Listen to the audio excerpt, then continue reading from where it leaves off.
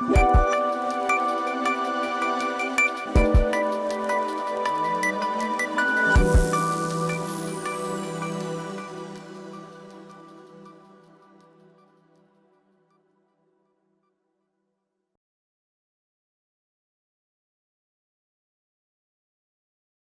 we have just heard a lot about outflows, and we're going to continue hearing a lot about star formation-driven outflows in the next couple of talks. But why are we spending so much time and effort on these outflows?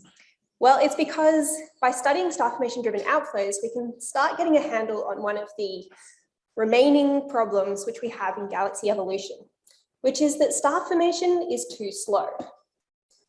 So if we start with our giant molecular cloud, and we collapse it down under the force of gravity to form stars, we expect this to happen on a timescale of around 10 million years. However, if we observe galaxies in both entire galaxy measurements and resolved galaxy measurements, then what we find is that gas is being turned into stars on much longer timescales. So this is the well-known Kennickett-Schmidt diagram. We have star formation rate surface density on the y-axis, molecular gas surface density on the x-axis, and these are lines of constant depletion time. So if we start down in the bottom left with the gray points, this is data from the Heracles sample of local spiral main sequence galaxies. And we can follow this gold line, there we go, all the way up to those blue points. And what we're doing is we're moving from local galaxies all the way up to redshift 1.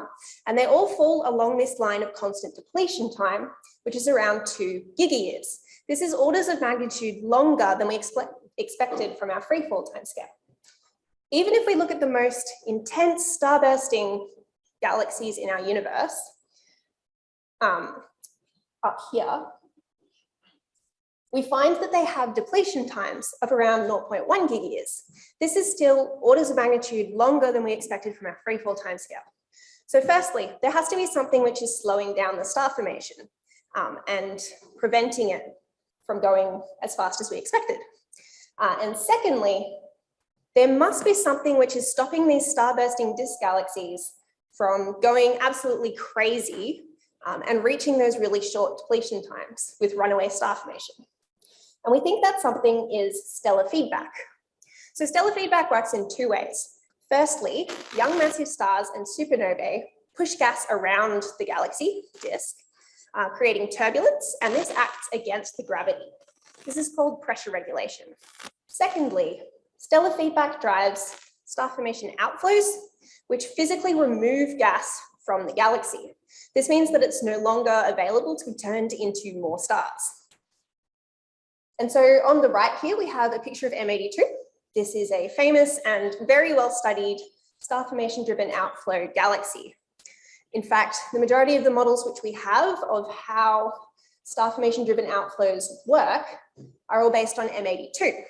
But M82 is just one galaxy, and we still have lots of questions about how star formation driven outflows actually work. So in particular, the questions I want to answer are, how are outflows distributed in galaxies, particularly galaxies that aren't M82 or NGC 253? And once we know that, what mechanism is actually driving the outflow? We know it's star formation, but what part of star formation?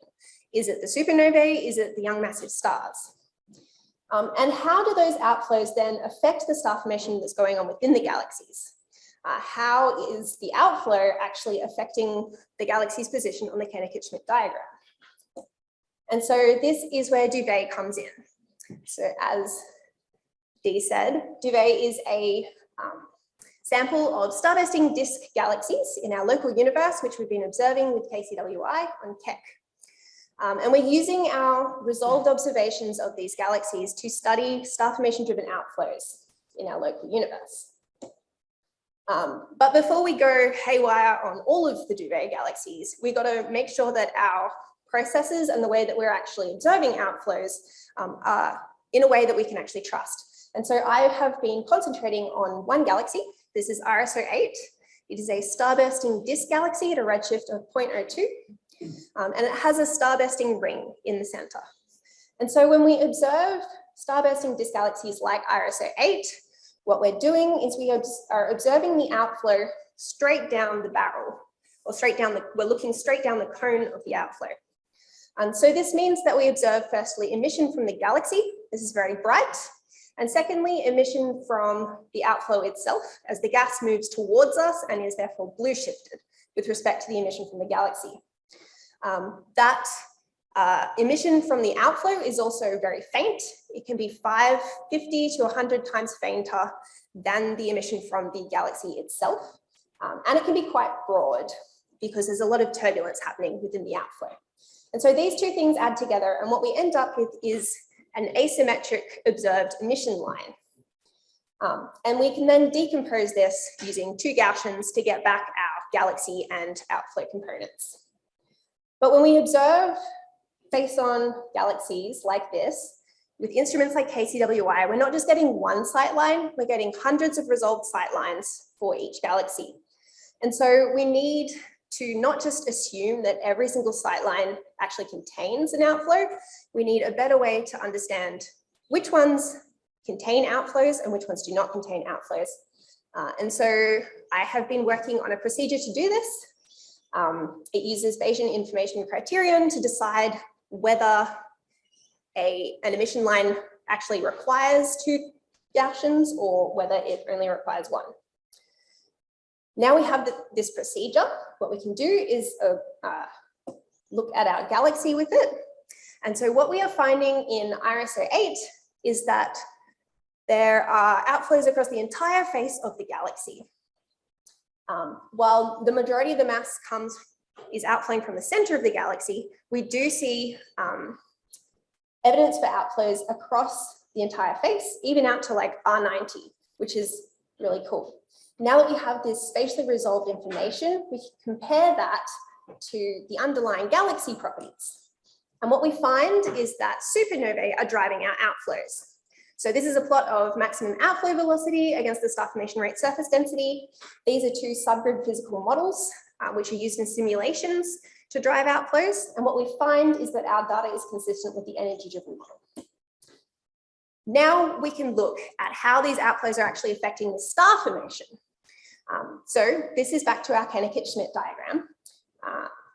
In gray are again the Heracles spiral galaxies. And on top we've plotted IRAS 08 data. It is colored by the mass outflow rate flux. So this is basically how much mass is coming out per area of the galaxy. And what we find is that as you increase the star formation rate surface density, we get stronger and stronger outflows. And so we can think of this in terms of efficiencies. This is basically a plot of how gas is moving around the galaxy. So on the y-axis, we have outflow efficiency. This is how much of the gas is moving out of the galaxy through the outflow compared to how much molecular gas we had to start with. And on the x-axis, we have the star formation efficiency. So this is how well the molecular gas is being turned into stars. And so if we start at the bottom of the plot here, what we find is that for a given star formation rate, it's turning about the same amount of gas into stars as it is kicking out of the galaxy. But as we move to higher star formation efficiencies, we are kicking out more gas through the outflow than we are converting into stars. So if you have seriously intense star formation going on, it is kicking out more gas through the outflow than it is turning into stars, which is regulating the star formation. And so we can bring this back to our Reichardt-Schmidt diagram. And so if we start with our normal disk galaxy, something kicks it into a starburst regime. It really seriously starts efficiently turning gas into stars. And then that drives an outflow, removing gas from the system, which then brings it back onto that spiral relationship where we expect our galaxies to sit. So what's next? This is all well and good, but we make a lot of assumptions when we look at face-on galaxies about things like the outflow radius, and Daniel's actually going to be talking about that next. And I'll leave you with my summary slide.